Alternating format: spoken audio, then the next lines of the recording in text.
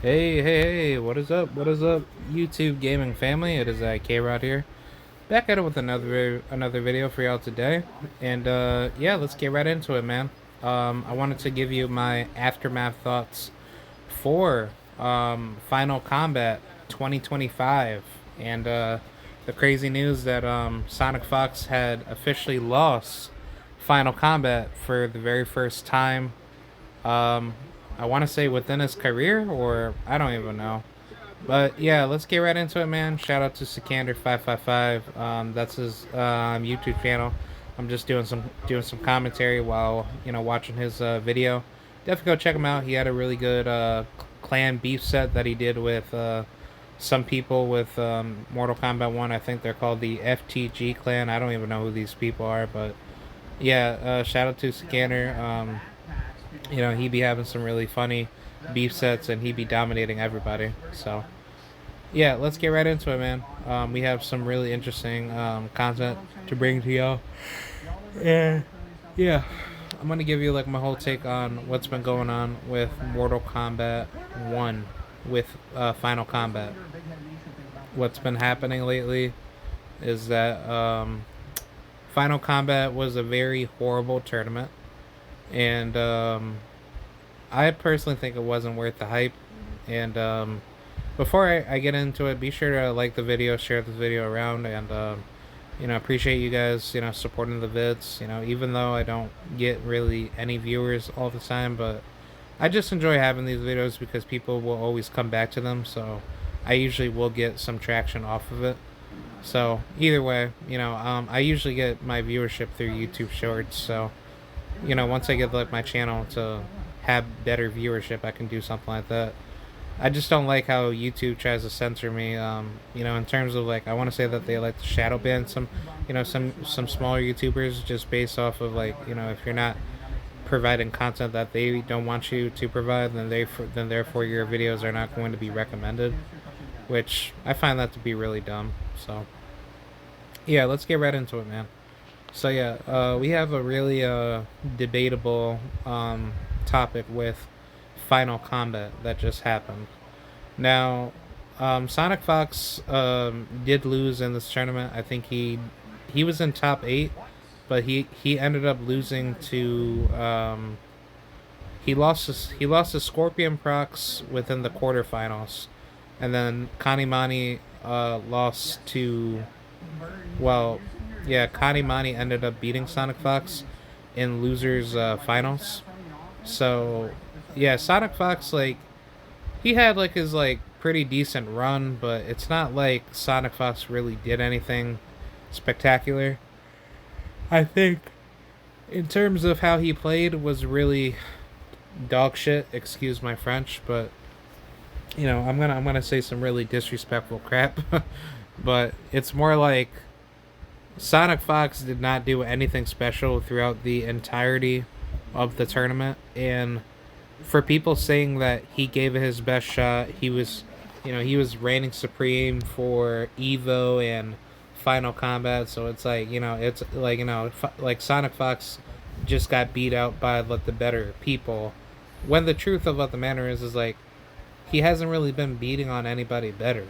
Like, it's usually just like a round robin of the same opponents that are coming back every single year just to compete at a high level. But the problem is that these guys are not even going outside of their own competition, because it's like it's not like like basically the Mortal Kombat 1 community is so minute and very void within the FGC competition that no one really cares about wanting to compete for Mortal Kombat 1. So it's like whenever you hear anything about Sonic Fox actually getting something out of what he does. Oh, wait, hold on. Let me pause up the video because I want to show you guys some gameplay fighting. Hold on. Alright, I'm back.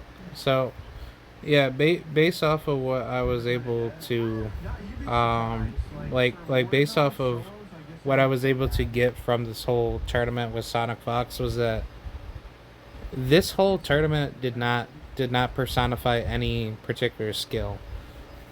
For the most part, this tournament really showed the bad side of NRS with having to promote such a poor tournament that, yes, granted, like I think like the prize pool was at least like $250,000 if I'm not to be mistaken.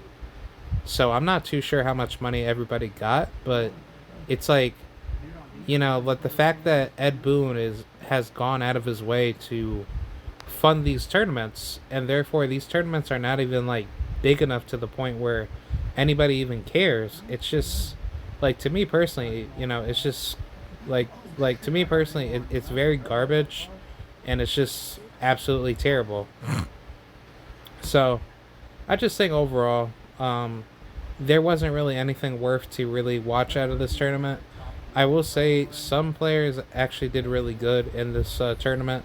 I'm gonna give credit where credit is due. Shout out to Connie Mani. Shout out to Scorpion Prox, that ended up winning the whole tournament, where he defeated Connie Mani in the grand finals, and Connie Mani came very close to actually winning, but um, he was basically, he was very short, like within his particular grand final set with Scorpion Prox. He was playing Homelander, and Scorpion Prox was playing Havoc. I think he was playing Havoc Mavado, and Kanimani was playing Homelander Farah. But still, Kanimani does not only play Homelander Farah. He plays a whole multitude of many different characters. So I do give Kanimani a lot of credit. I kind of wish Kanimani switched up his character to kind of like, make like the competition a lot better for him. Um, Especially up against Havoc, I think he should have used Shao Kahn, because Shao Kahn destroys Havoc pretty pretty well. So I mean, overall, Kanimani did really good. He defeated Sonic Fox. He had a really good competition pool up against some really good players. I think he defeated Lavender Rain.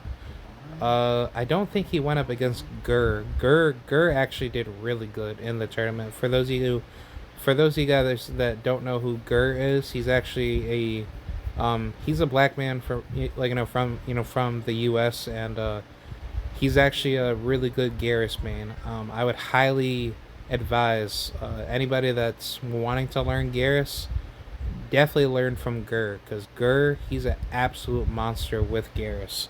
Um, I definitely give him a lot of credit, but I kind of feel bad for him, because it's like he puts in so much time and effort into the game that I don't understand how Garrus does not end up winning tournaments, because it's like, granted, like it's very risky, but it's like Garrus is probably one of the strongest characters lore wise and skill wise, like in terms of how powerful Garrus is actually yeah, how powerful Garrus is actually designed to be, to be to be to be designated as a strong character. So I think Garrus is probably one of the best, competitive characters for Mortal Kombat. So like if you're ever gonna see like a really dedicated Garrus main in a top eight, Gur is definitely gonna be that guy making it to grand finals if he actually gets his way. But it's like he pretty much shows to you that, like, no matter how hard you try up against a Garrus player that's really good, he will always find the greatest like adjustments in order to win. And like I really wish Gur actually did win, because I believe he lost to either he beat Nick either he lost to Nicholas, or he lost to Scorpion Brox. I forgot what ended up happening in the tournament, but yeah, Gur made it up to at least third or fourth place. If I'm not to be to be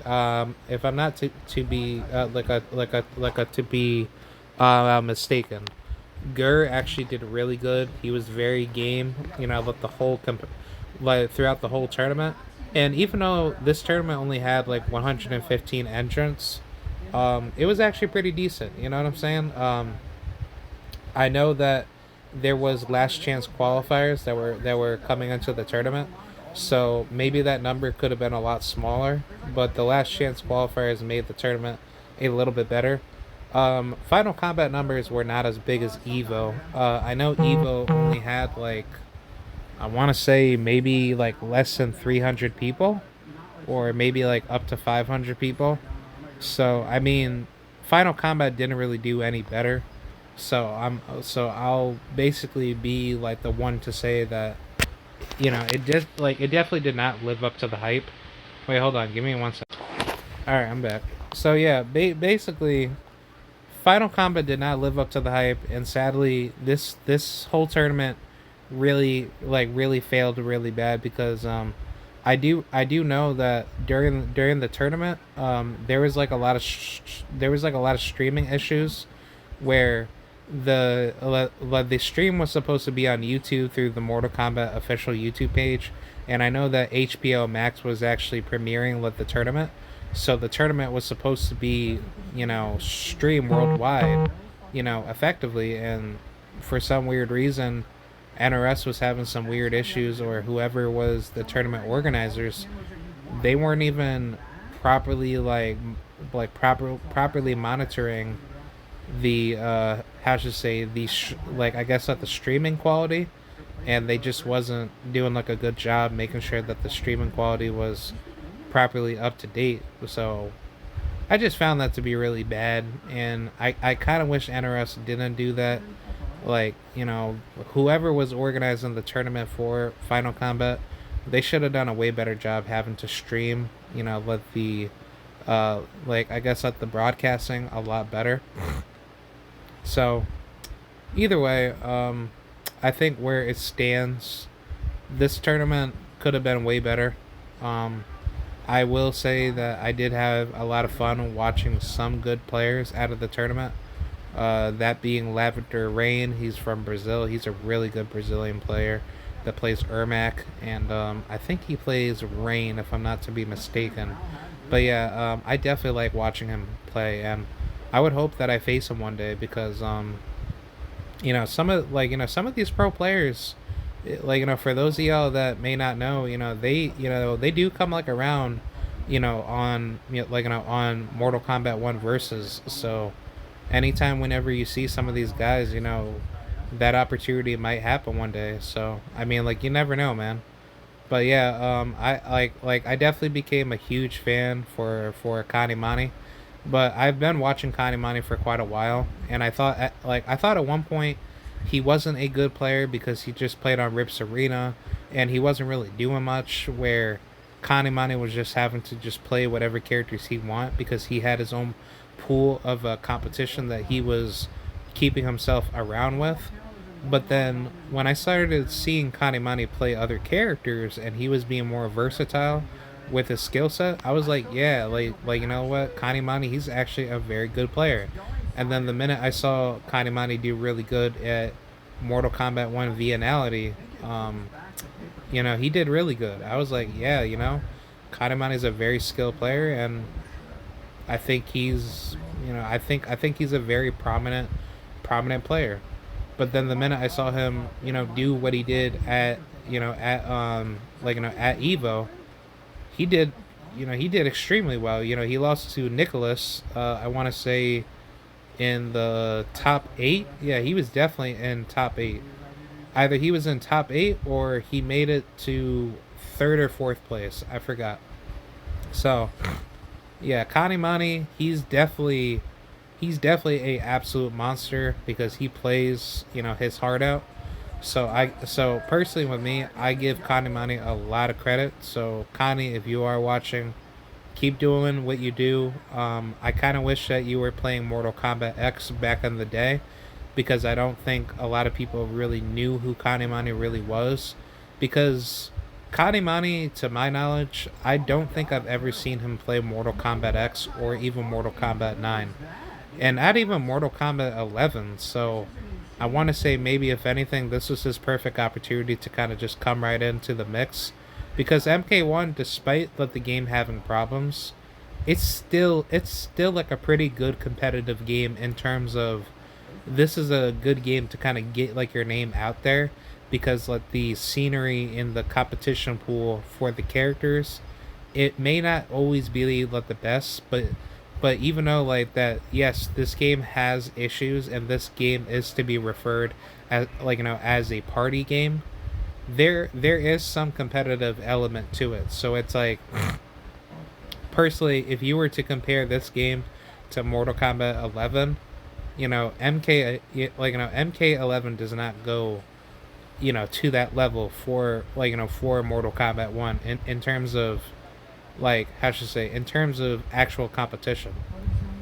So I just think personally, when it comes down to it, it's not even close. Like, MK1 is far better competitively compared to Mortal Kombat 11, because MK11 tournaments just didn't, like, basically, like, the hype doesn't feel the same, and the competitive edge does not feel the same for MK11. So, in my personal opinion, I think MK1 is that right game where, but the game obviously has problems, but it's like the game clearly has a way better structure in terms of MK11, which, like, honestly, like, the thing about MK, like, 11 is that that game was a few patches away from being a very good game. What should have been included into the game is that there should have been a sprint button, and there should have also been a breaker. Like, they should have gotten rid of the breakaway system, and they should have just basically replaced it with breakers. If you had breakers in the game, and breakers costed like 3 bars, similar to MK1, or 2 bars, it would make the game way better. Like, I think that's what NRS screwed up on. They should have brought back they should have brought in the breaker system, but how it's benefited is that you generate breaker based off of the amount of combos that you do to generate meter, or if you take damage, then your breakers will build up more. But I think MK1 structure is far greater to have a good breaker system, because with MK9, the problem with the breaker system was that you weren't able to break during a X-ray, so you had to hold that damage unless you were on the ground and you were actually hitting. Yeah, you actually got hit with a combo, but if you got mixed in the air, you actually got all that damage being taken to you. So I think what NRS did right about MK1 is that this game was actually good enough for you to play competitively. So, granted, look, the game was still not the best, but this game was at least a few patches away from being a good game. That being MK1. But with MK11, it was pretty much the same thing. But NRS never cared to, patch Mortal Kombat 11 and actually turn it into Mortal Kombat 1. And honestly, if they had done that, then it would have made the game far better. But yeah, that's neither here nor there. But yeah, my whole take on this whole tournament is that this tournament was decent, and it wasn't all that great. But I think where it stands right now, I think Mortal Kombat 1 will definitely start its stages of being dead very soon. Shout out to Combo Heaven, and I actually watched his stream earlier. I don't know if he's still streaming. I want to say that he's probably like not streaming now as of yet. But Combo Heaven made a good point, stating that the life cycle of this game will very well die when the next Mortal Kombat, well, basically when the next Mortal Kombat movie comes out.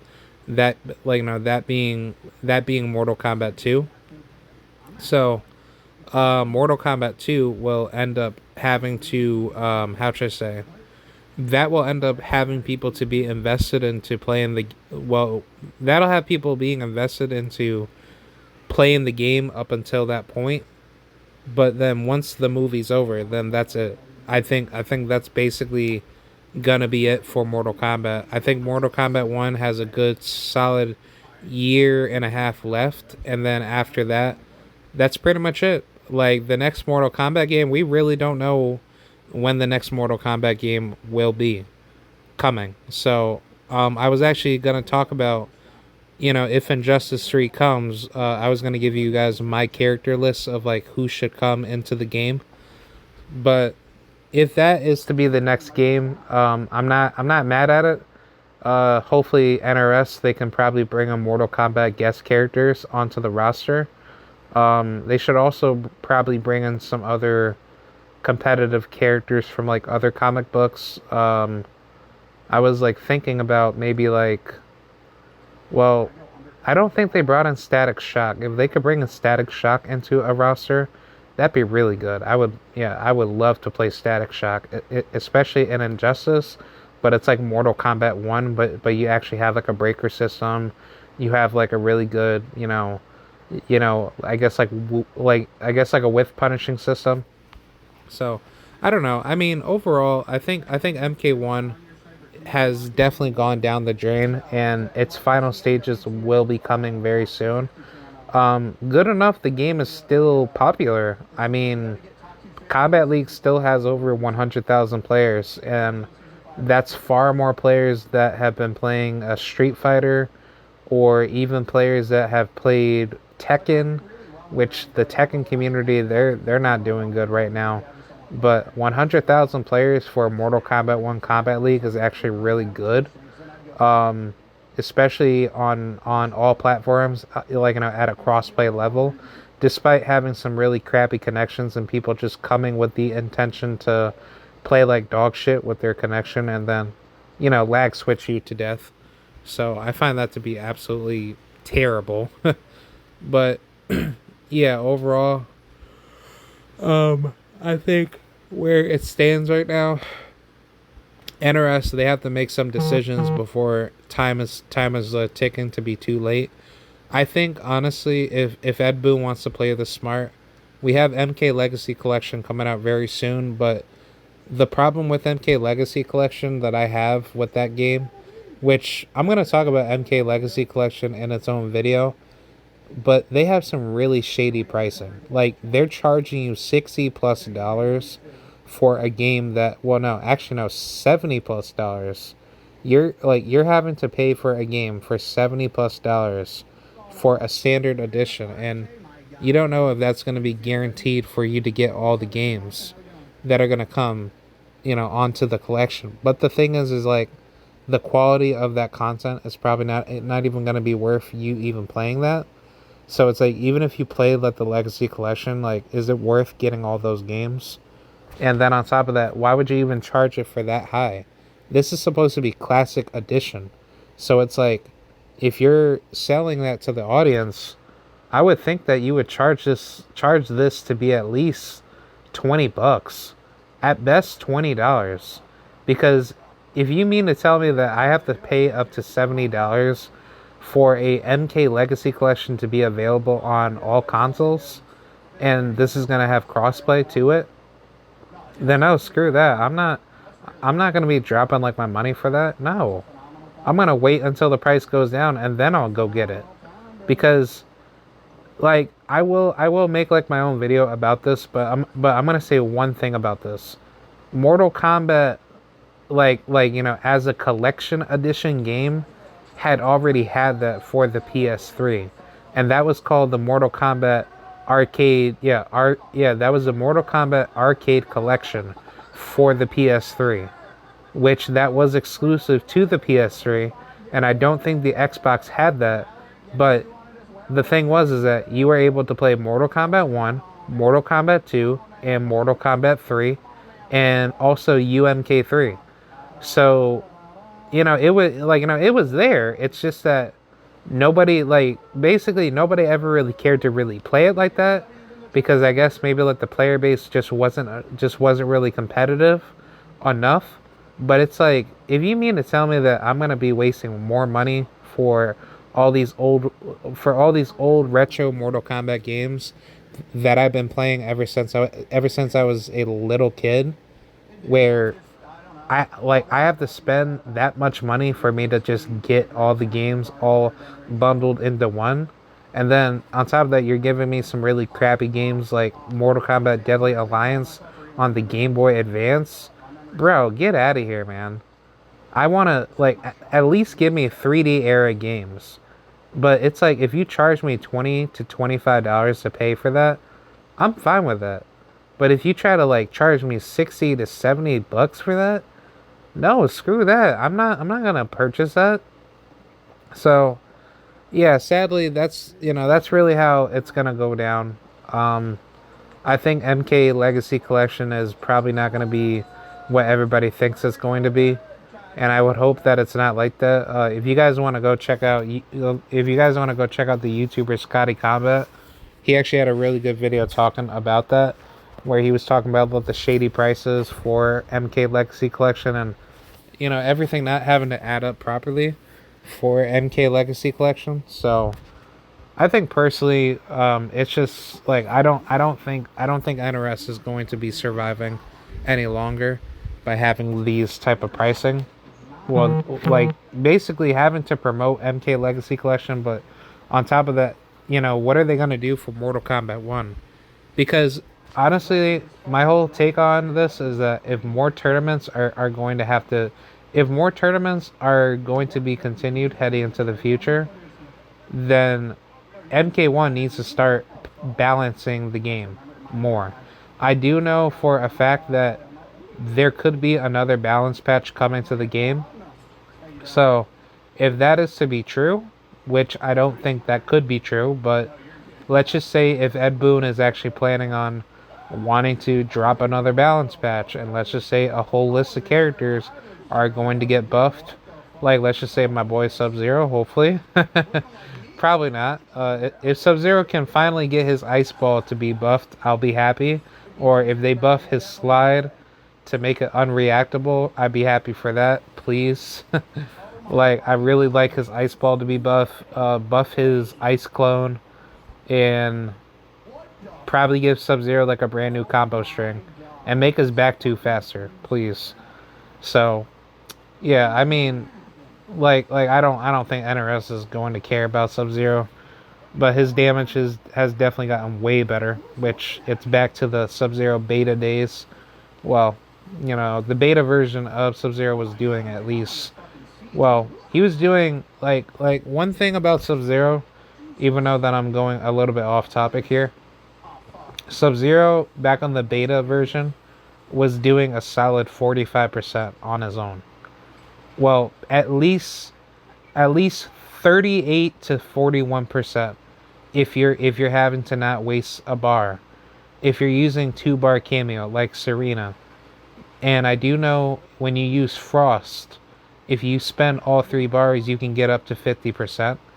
So if you use Frost, you could actually get up to 50% for having to basically use up the Deadly Vapors EX version along with using Frost to freeze your like opponent.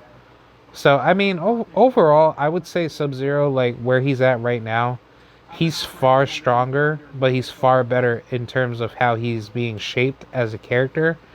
But if you gave him his beta damage back, where he was able to do like let's just say like 45% on his own, that would be awesome. Everybody would be complaining about that, but that would be awesome. So I think the problem with Sub-Zero in this game is just that a lot of people were wanting to complain to say like that he was broken, when the truth was is like Sub-Zero was really not that broken. I mean, his Ice Slide. Well, actually, I'm not even too sure. Like, was his Ice Slide faster in the beta? I want to say his Ice Slide probably wasn't. It was pretty much at the same amount of frames, like 14 frames. So, I'm probably not thinking this correctly, but if anybody knows it, like if Sub-Zero's Ice Slide was faster in the beta compared to now, then somebody can very well correct me in the comments section.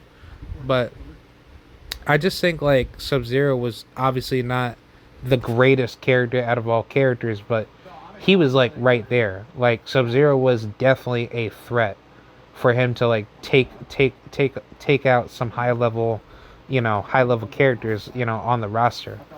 So I mean overall, I just don't think in terms of at the competitive level within all the character base functions is that every character was having to be adjudicated properly with being balanced. So if NRS goes out of their way having to balance out with the game one more time, I would hope that this balance patch can really focus on getting people to be well, it can focus on getting characters to be level to where they need to be, and therefore when that is done, it will then focus. It will then focus on having a stronger, player base to continue playing the game. If NRS is choosing to continue content, for the game. So I think that's something that should happen, for the franchise. So I think that could very well happen, if that's having to be the thing. But hopefully we get to see better changes for the game. I would hope Striker gets nerfed, because Striker, him having these like infinite resets to kind of like do these like bomb setups with his grenades, and him having let the submachine gun nonsense is pretty stupid. And a lot of people, they're just spamming Strikers. So yeah, I don't know what's gonna happen. But yeah, let me know what you guys think. I think that's pretty much it, man. I think like Sonic Fox's reign to fame is finally over, and all the Sonic Fox fans were just like whining, like basically whining like stupid little girls online, saying that Sonic Fox, you know, he he's better than everybody. Everybody's using dog crap meta characters, blah blah blah, and I'm just sitting here like, bro, Sonic Fox is nowhere near as good as what people make him out to be. And yet when he loses, his fans make like the dumbest excuses ever, saying that, oh, Sonic Fox, he just didn't have like his best tournament run, blah blah blah. Like, dude, he used Cyrax and fucking Madame Bo, and he still got his ass kicked.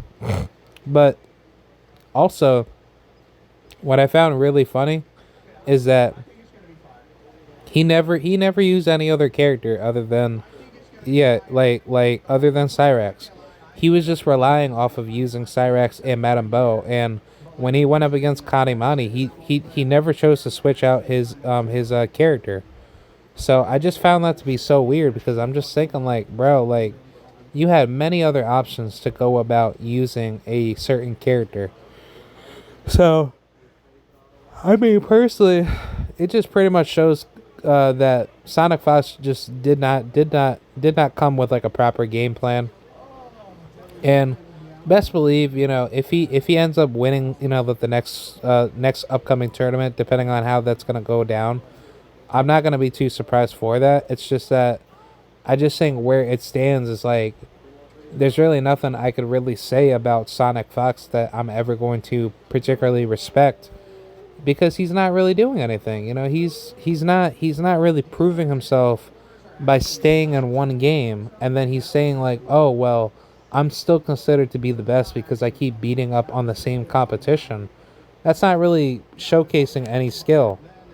So, personally for me, I think Sonic Fox, in terms of like the skill set, like he does have skill set, but the meta, he uses meta to win. Like that's the whole point. And I get it. Like you're competing for money, but the problem is that you can't tell me that you're competing for money simply because you're able to just go out of like your way and say that, oh well, I'm able to kind of go out of like my way and just do this because my competition pool is not able to like adapt to what I'm able to do. No, you're using characters that are give yeah, you're using a character, that being Cyrax, to abuse meta to make sure that you are always winning, because you have the upper edge advantage with your character. So if it means that your character is actually better than most other characters, then therefore it's going to give you that confidence edge advantage to think that nobody's ever going to basically touch you. So I think that's why Sonic Fox believes that he's been able to get away with this for quite some time, to win multiple tournaments and to win a good amount of money doing it, because nobody else has been able to adapt to that type of broken meta. But once he had faced a guy like Kanimani and Kanimani defeated him, he was just like all pissed off and he was all angry, and serves him right, because it's like, bro, like, you're not doing anything different in this matchup that you were going to use with Cyrax versus Homelander. And credit to Kanimani, because there were moments within the fight where he could have lost, but it's like Kanimani played it so well because he knows how Cyrax operates, and he used Homelander very well to basically utilize like the command grab, setups, and he timed out the bomb setups very well, on like on wake up, so I have to give Kanimani a lot of credit for doing that. So yeah, definitely credit to Kanimani, man, because if he did not do anything to be smart against Sonic Fox while he was in that really tough set with him, then I think Kanimani would have lost, but Sonic Fox definitely would have made it to top 3, or at least grand finals, where he probably could have had the ability to beat Scorpion Prox again, because he beat Nicholas in the grand finals at Evo, if I'm not to be mistaken. And I have to say, those Chilean brothers, they're really good. They really play their hearts out, and I have to give them a lot of credit. If I'm not to be mistaken, I think those Chilean brothers were playing Mortal Kombat since Mortal Kombat X. So I want to say ever since that time frame, they've been playing a lot of Mortal Kombat competitively. So I have to give Scorpion Prox and Nicholas a lot of credit. I kind of wish that they were in the mix a lot sooner, because I do know that they were competing in Mortal Kombat 11 tournaments, from the past, but I don't think like I've ever seen them in any online tournaments like Mortal Kombat X, and I'm not too sure like how far back I can go back in my memory. But if I do remember properly, I want to say I've seen Scorpion Prox play in Mortal Kombat X tournaments heading into Evo, and I think Final Combat, or even Combo Breaker, to say the least. So yeah, I don't really know, man. I think either way, let the Chilean brothers definitely earn their stripes, because the good thing about them is that they basically just kind of like make it to the top if they do end up facing each other. So it's like, if they do face each other, it's actually good for them, because they're actually winning the tournament, whoever makes it to the top. So like, if they're able to make it to the winners finals, or let's just say, let the winner semis, or at least like one of them makes it to grand finals, but then the other brother eliminates out everybody else within the tournament to like make it to like losers semis, or at least grand finals, or losers finals. At least that way it actually like levels out the competition. But then on top of that, like, let's just say if they both face each other in grand finals, they don't, like, honestly, they don't really need to do anything. Like, they could just have one brother destroy the other brother, and then boom, they're just basically winning. Basically it's a win-win situation, so it doesn't matter who wins. I mean, they'll still put on like a show, because they're playing Mortal Kombat, so it's like, ideally it's supposed to be like that, but not really. So if your brother's competing at a competitive level, it would supposed to be designated for you to actually win the tournament, whoever makes it to the top. So I mean, either way, Scorpion Prox, he's a good player, man. I find it surprising Havoc actually was a really good pick into the whole tournament being used. And I think Havoc has actually won other tournaments, if I'm not to be mistaken. So I mean, Havoc is a pretty high top tier character. Like in terms of like his skill set, like still being there, and his kit is actually still effective even though his nerfs are still there, which I'm fine with the damage nerf, because of the damage nerf, it actually forces like a Havoc player to be smarter. But the one thing that I don't like out of Havoc players is that they keep spamming like the helping hand. Like if you guys know that move where he rips off his arm and then he basically tries to hit you with it, that move, if you guys know that move that I'm talking about, every time when he does something off of like a delay wake up, that takes off at least 25 to 30% of your health. So if you get hit by that, you like that's basically game over. So it's like a Havoc player can just spam that shit any day, and then they're able to get away with that for free. And I don't like that, because the problem is that armored attack gives him so much damage to do that, and I feel like NRS should be able to nerf that.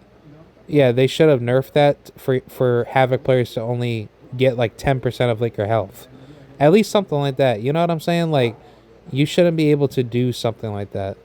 So, yeah, I mean, that's pretty much like my only beef with Havoc players. I mean, if they weren't able to get away with that nonsense, then yeah, Havoc players would definitely be a lot smarter if Havoc was actually like a honest character based on skill.